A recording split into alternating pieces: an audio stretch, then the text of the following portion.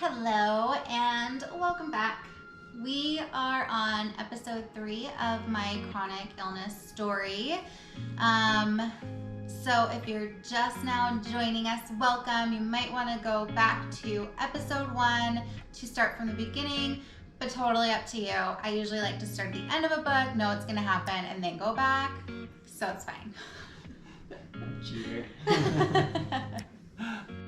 So in this episode, we are going full swing into doctor's appointments. We have pre-COVID procedure tests, multiple renal venograms, stent placement, and I think another venogram. There's a lot. A lot of stuff. Yeah. All leading up to the big day. Yeah, it was like doctor's appointment after doctor's appointment after doctor's appointment. We were frequent visitors. I wish we would have gotten like miles or something. You don't have any doctor miles? No. Like, why not? No doctor miles? Come on. Let's sweeten the deal. Well, let's talk about how it all started. All right, so we'll go ahead and I think the pre-procedure COVID test kind of speaks for itself. This is when the pandemic had kind of first started and they were still doing the nasal swabs, like scraping your brain for the COVID test.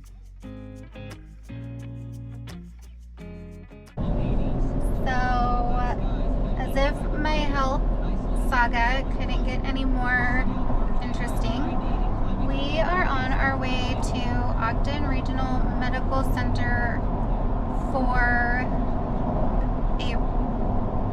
a pre-procedure COVID test. In the midst of a pandemic, when you need like 2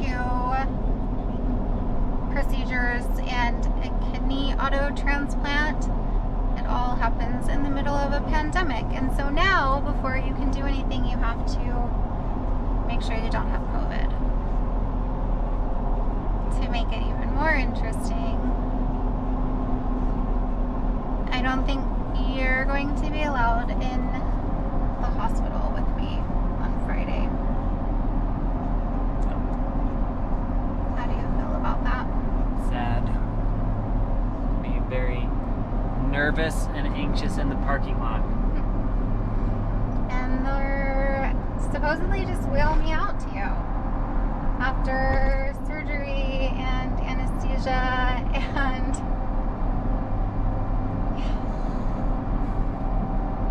Sucks. so bizarre. Okay, so do I think you stay left here.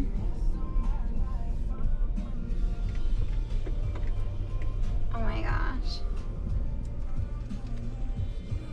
Let me just tell him we're here for a pre-procedure COVID testing. COVID test.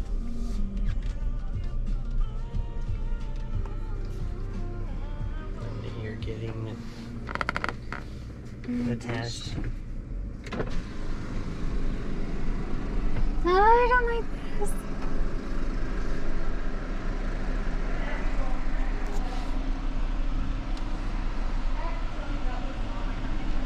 Hello. Hello. We're We're here. having a procedure? Mm-hmm. Oh, you're the lucky winner. So lucky. What's your name? Mocha Best. Make sure we get a good nostril shot here. All right. Have you ever had this done before? No. Okay, look straight ahead. Tilt your head back just slightly. It goes in quite far. Yeah, that's what And I you might heard. cough or sneeze. Okay. Okay? But hold still. Oh my Sorry, god. almost done. Yep, right there. I know. You did good. Good job. That was pleasant. Sorry. Oh my gosh, they should I give know. anesthesia for that. Yeah. It just kept I like going. felt that in the back of my throat. Yep. Just kept going Oh, and going. is that and it? going. We did it. That was So I basically feel like the biggest baby right now. Take the next left, then your destination will be I feel so bad for anybody that I've told, like, who's gone and gotten tested, that it's not a big deal, or been like, you've had babies, this is nothing, it's a Q-tip up the nose and in your brain, and I feel really insensitive. Like, touch the back of my throat. That was rough. That was gross. So these are the instructions I got from the hospital after my pre-procedure COVID swab that I have to follow before my surgery. Avoid contact, stay 6 feet away, wash your hands frequently, have other people go to the store. Please call your provider if you have the following symptoms: fever, cough, shortness of breath, sore throat. I just had a Q-tip stuck like 6 inches into my face and into the back of my throat. My throat is sore. Do I need to call? What was your face like while I was getting the COVID test? It was like, and I was like, it's crazy. Never seen something shoved up someone's nose so far. I'm pretty sure that's not safe or healthy. How far they stick that Q-tip up your nose? It was like, I was gagging for you. Thanks, honey.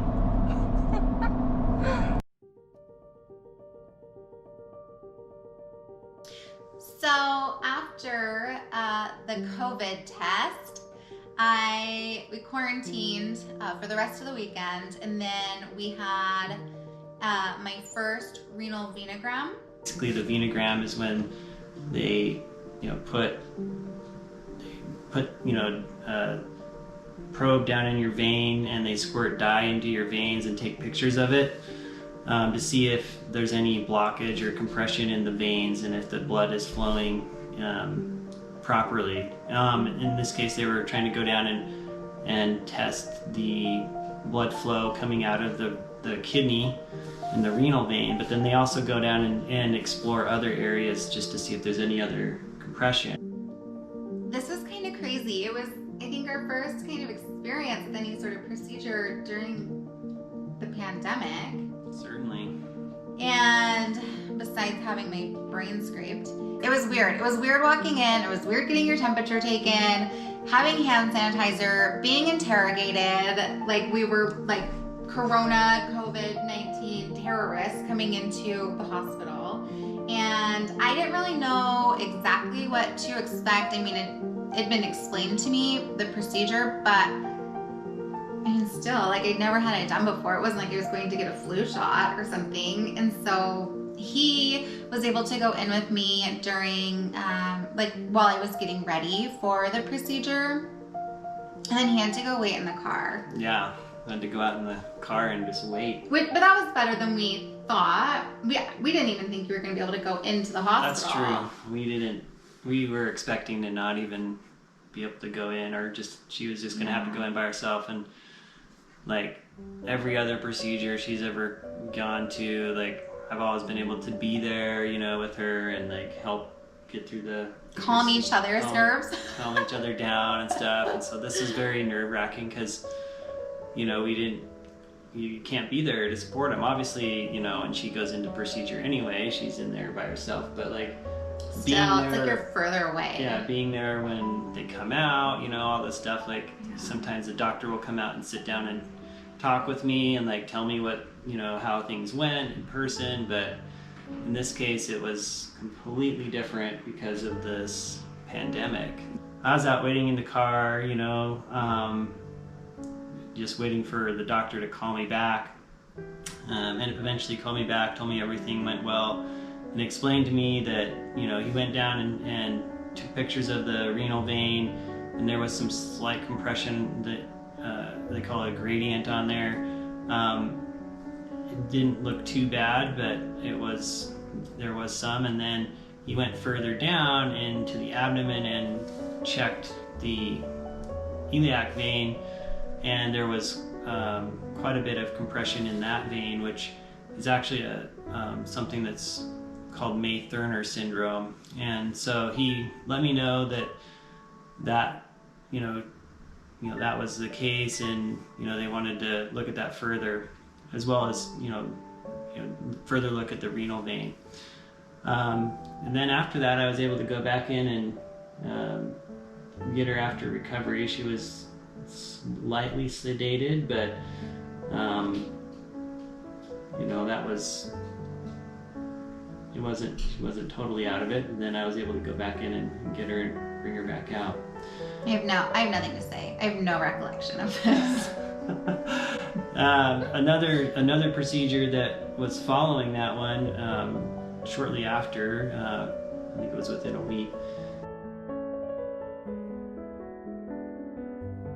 was a test to go in and block the renal plexus nerve area. And what that would do is basically tell us if her pain and all that stuff that was coming from her kidney and stuff with that went away, that it had that compression that was going on there was causing some of that. And so we went into that one, and that one she wasn't sedated in. No, I was wide awake for that one, and that was interesting, to say the least. Nerve-wracking to see like all the medical instruments and devices that they were going to be using. So I was laying on my stomach, and I look over, and there's like the tray with all of the medical instruments. They're like giant needles, like giant needles. And the doctor was like, do you want to see what we're doing? Do you want to see the needles? I'm like, well, I want to watch, but I don't really want to see the needles. And as he's like picking up a needle, and this thing was like the size, I swear, of like a straw, like a fast food like soda straw. It was pretty hefty. It was hefty. And he was like, oh, we're not gonna use this one. And I'm like, okay. Totally believed him. And then he used it. So first they gave me, I don't know, a shot of something, like a local anesthetic to kind of numb the area. And then he, stabbed me with the soda straw. And that was what he used for the nerve block. And I mean, I really couldn't feel much. Like the local anesthetic was working well, but man, when he hit my renal nerve, I felt that all the way down my leg. I was like, you don't need a CT like to help guide you. Like I know that was a nerve. So this was my Tuesday that we refer to, and afterwards we went out to eat, and I was like, I'm gonna try something kind of nice, so I went for a salad, and I got a gluten-free bruschetta, or no, it doesn't matter. And like everything was going really, really well. I didn't have any pain while I was eating or after I ate. I didn't have any bloating. I felt like nothing was wrong with me at all. And I kept looking at myself, every time there was a mirror or reflection of me in the window, I was looking at how flat my stomach was. Because otherwise I looked like 6 or 7 months pregnant all the time. Yeah. I was like, I do have abs. So this is a really positive sign that,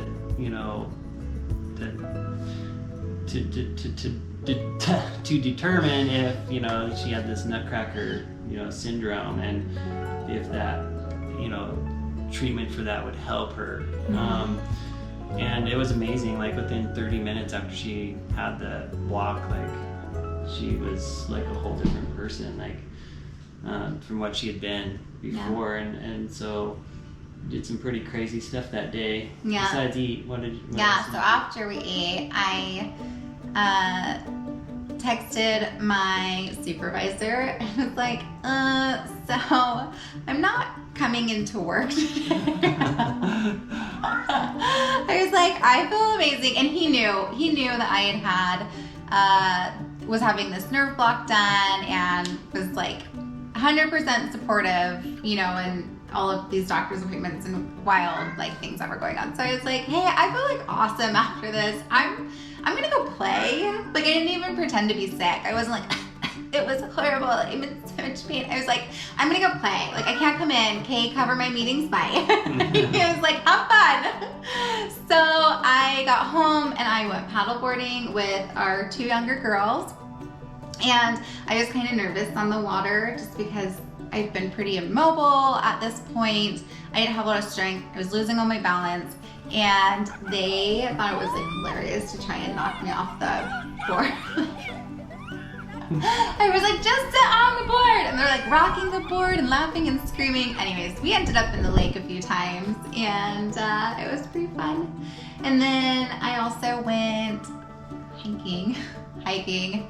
It was like a walk with some of my girlfriends. And that was amazing, especially because, you know, we used to go out and spend 7-8 hours hiking in the mountains every day, summiting well, not every day, on the weekends, summiting, you know, peaks and mountains here in the, you know, in Utah, in northern Utah. So that was nice to be in the mountains, even though I was dressed like and prepared like I was gonna go summit a mountain, and there were like little kids in cargo shorts and flip-flops like running past me, and I'm like, you're ruining it, kid. Like push them off the side of the trail.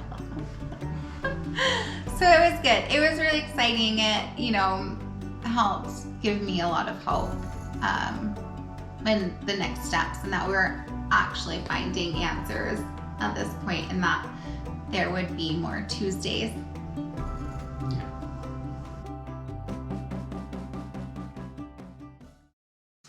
So the next procedure that I had on the schedule was an iliac stent to be placed for the May-Thurner syndrome, which is the compression of the iliac veins in your pelvis, and that's the blood supply that goes to your pelvis and your legs.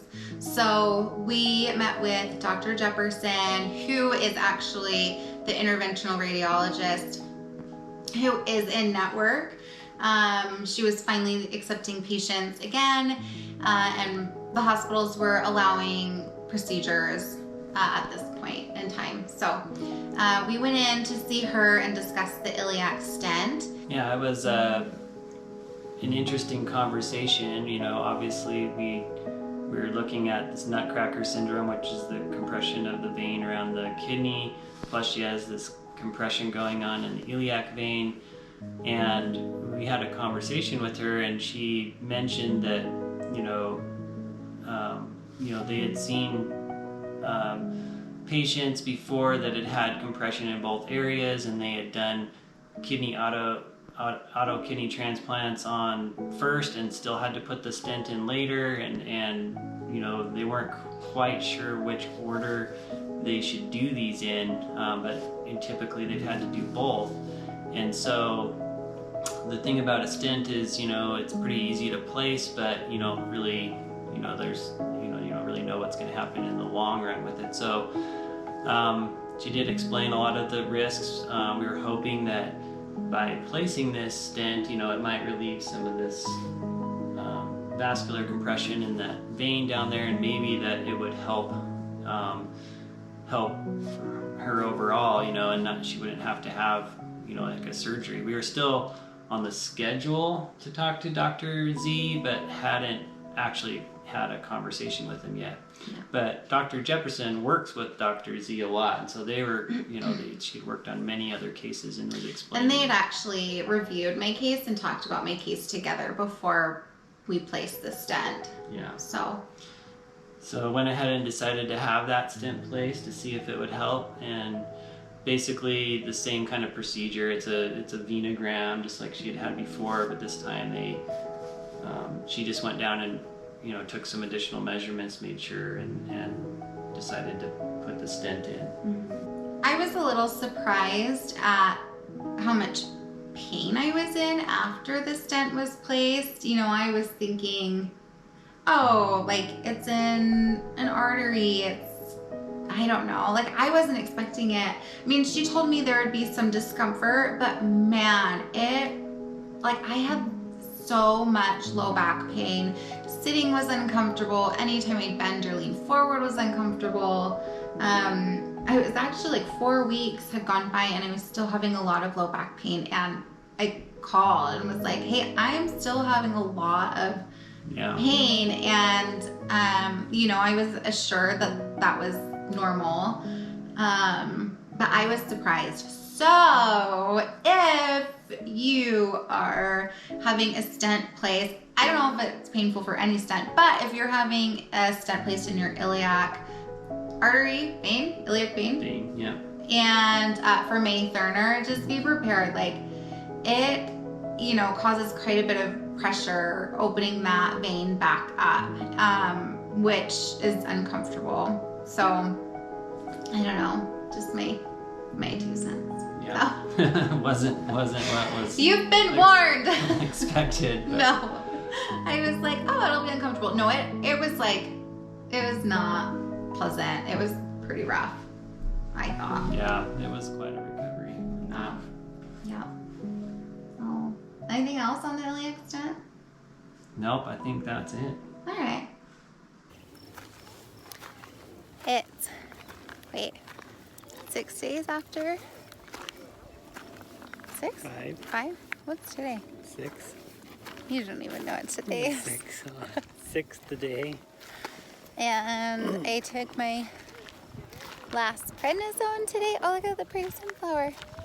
And came off my pain meds. Goodbye, oxycodone.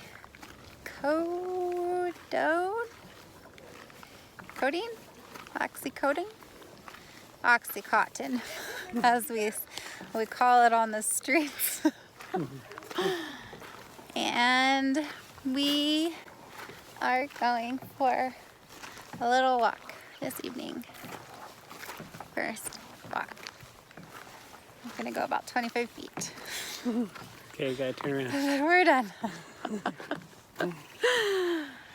So I feel like those are all big milestones. Don't you? I do. It's a good day. Our house will be right there. Right where that lumber is. That's our dirt. So close to the lake. I'm excited. The walk is over. Dave's going to get the car. I'm done. So I lied. We are not done talking about the iliac stent. So it's really funny now, but I was pretty devastated at the time. So, okay, reminder, we're in the middle of a pandemic, like visitors aren't allowed at the hospital, and I'm getting rolled out for my stent. I'm medicated, like I was put under, right? You were. These cars, like this car parade starts driving by, and I thought it was for me. Like I thought this car. She's like, oh, that's so nice. Like that's so nice. And then I start to figure out what's actually happening, and then it's not for me. And I was trying so hard to not act, like be upset that it. She was almost ready to cry. All we're trying to do is get, it's me and the nurse, and we're pushing her out, trying to get her to the car in the wheelchair. And here's a car parade going by, and they're like, they got signs and all this stuff, and there's someone up in a window like that they're. I'm like waving, and people aren't waving back at me. And they're like, oh. And I'm like, I don't recognize them. Like, who is this person? So apparently I should have had a car parade all set up for them. Why didn't I ever get one? I don't know. It's kind of hard to get one for you. Why? We're gonna talk about this. We were at the hospital for like a week and a half. I never had a car parade. That woman's loved way more than me.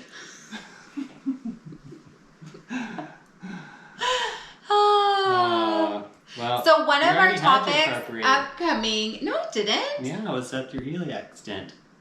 That was your car parade. With Cheryl and. No, the one that we walked by. Oh. What are you talking about? You had one? So one of the blog, we're vloggers. One of the blog topics that we wanted to talk about, or like have written down that we're going to plan and talk about, is how we work on our relationship. And I think that we're going to like circle back to this. We're going to have a talk, Swenson. Okay.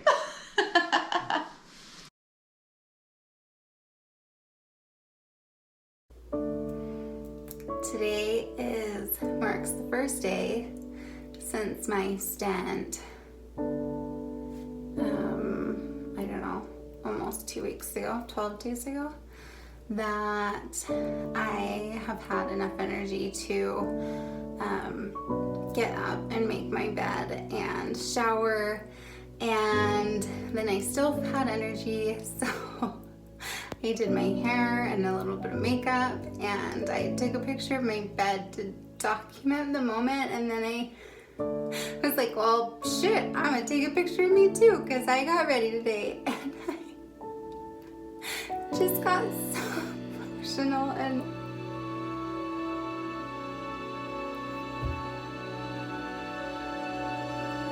it's insane. I can't even explain, like,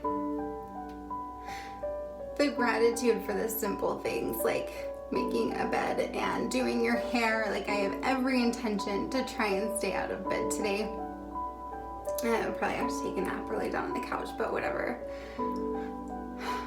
I don't know. I just, like, it's hard. Like, mentally, it's so hard to not feel well for so long and just to fight so hard, and like,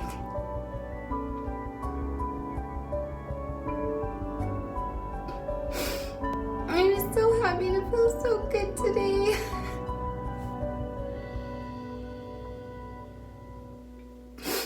Don't take one day for granted. If you want to go running, then go run. If you want to go for a hike, go for a hike. Don't put like chores before that. They're not important. Your house being clean isn't important. Go enjoy your gift and take advantage of it. It doesn't matter who you are. Like, we're not immune. No one's immune to falling ill to something. That's all.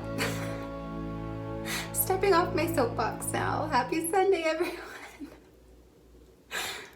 Oh, in our next episodes, we'll talk more about the following diagnostic testing that we had to do, doctor's appointments. Yeah. We also have a very exciting trip to the emergency room. Yeah.